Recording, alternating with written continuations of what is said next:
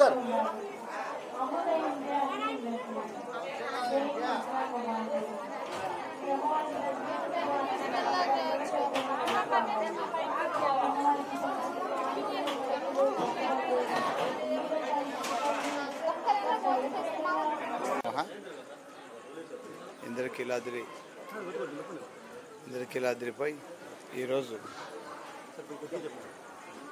ఇంద్రకీలాద్రిపై ఈరోజు శాకంభరి ఉత్సవాలు ప్రారంభమయ్యాయి. ఈ ఉదయం అమ్మవారికి హారతి ఇచ్చే ముందు అలంకారం అంతా సిద్ధం చేయడం జరిగింది. రాత్రి అంతా ఈ అలంకారాలు జరిగాయి. దాదాపు మనం 35 టన్నుల ఆకుకూరలు కూరగాయలు వస్తాయని అంచనా వేస్తే ఇప్పటికే దాదాపు 24 టన్నుల ఆకుకూరలు కూరగాయలను అలంకరణ నిమిత్తం ఉపయోగించడం జరిగింది. వివిధ రకాలైనటువంటి ఫలాలను చాలా దూర ప్రదేశాల నుంచి దాతలు ఇచ్చినటువంటి ఈ ఫలాలతోటి శాఖలతోటి అమ్మవారికి విశేషంగా అలంకరణ చేయడం జరిగింది. భక్తులందరూ ఎంతో శ్రద్ధతో వీక్షిస్తున్నారు.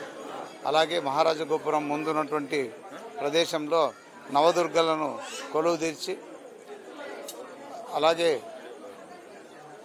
ఈ వెజిటబుల్తో డిజైన్స్గా తయారు చేసినటువంటి అమ్మవారిని అలాగే స్వామివారిని ఈశ్వర లింగాన్ని కూడా కొలువు తీర్చారు. చాలా చూడడానికి చాలా ముచ్చటగా ఉంది. భక్తులు కూడా విశేషంగా వచ్చి ఇక్కడ చూసి ఆనందిస్తున్నారు. ప్రకృతి ద్వారా పరాశక్తి అయినటువంటి అమ్మవారి ద్వారా సృష్టించబడినటువంటి ఈ ఫలాలు అమ్మవారికి నైవేద్యంగా సమర్పించి మనుషులందరూ సుఖ సంతోషాలతోనూ పుష్టిగాను ఆరోగ్యంగాను ఉండడానికి కోసం సృష్టించబడ్డ ఈ పదార్థాలను అమ్మవారికే సమర్పించి కృతజ్ఞతాపూర్వకంగా సుభిక్షంగా ఉండాలని మానవులందరూ సుభిక్షంగా సుఖ సంతోషాలతో ఉండాలని కోరుకోవడమే ఈ శాకంభరి ఉత్సవాల యొక్క పరమావధి. మరి అమ్మవారు మన రాష్ట్ర ప్రజలను అలాగే దేశ ప్రజలను శాంతి సౌఖ్యాలతోనూ ఆరోగ్యంతోనూ చూస్తారని ఆశిస్తున్నాం. ఓం నమః శివాయ. ఈ కార్యక్రమం 3 రోజులు జరుగుతుంది. ఈరోజు త్రయోదశి, చతుర్దశి, పౌర్ణిమ వరకు ఉంటుంది. 19, 20, 21 3 రోజులు శాకంభరి ఉత్సవాలు జరుగుతాయి.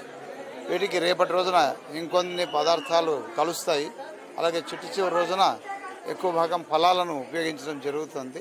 ఇలా వివిధ రకాలైనటువంటి శాఖలతో ఫలాలతో ఆకుకూరలతో అమ్మవారిని అలంకరించడం ఈ శాకంభరి ఉత్సవాలు విశేషం. ఇప్పుడు భక్తులందరూ కదంబాన్ని స్వీకరిస్తున్నారు. ప్రత్యేకంగా కదంబాన్ని తయారు చేయించి భక్తులకు ప్రసాద వితరణగా ఈ 3 రోజులు కేవలం కదంబాన్ని ఇవ్వడం జరుగుతుంది. మరి ఆ కదంబాన్ని ప్రసాదంగా మన ఆలయ సాంప్రదాయం మేరకు తయారు చేయించి వితరణ చేస్తున్నాము. దానికి కూడా విశేషంగా శ్రద్ధ తీసుకొని ఆలయ అధికారులు శ్రమిస్తున్నారు. కదంబాన్ని భక్తులందరూ స్వీకరించి వెళ్లాల్సిందిగా మనవి చేస్తున్నాను. వర్షం రీత్యా కొంత మనకు ప్రతిష్టంభన ఉంది. అలాగే మార్గం కూడా చాలా ఇరుకుగా ఉండడం వల్ల కొంత అసౌకర్యం ఉన్నప్పటికీ బస్సులన్నీ ఏర్పాటు చేశాము. వాళ్ళను ఘాట్ రోడ్లో అనుమతించడం లేదు కాబట్టి దాదాపు 8 బస్సులు కేటాయించి భక్తులను బస్సుల్లో పైకి తీసుకొచ్చే ప్రయత్నం చేస్తున్నాము. సంయమనంతో భక్తులు అమ్మవారిని దర్శించుకొని ప్రసాదం స్వీకరించి వెళ్లాల్సిందిగా మనది. ఓం నమః శివాయ. శ్రీ మాత్రే నమః.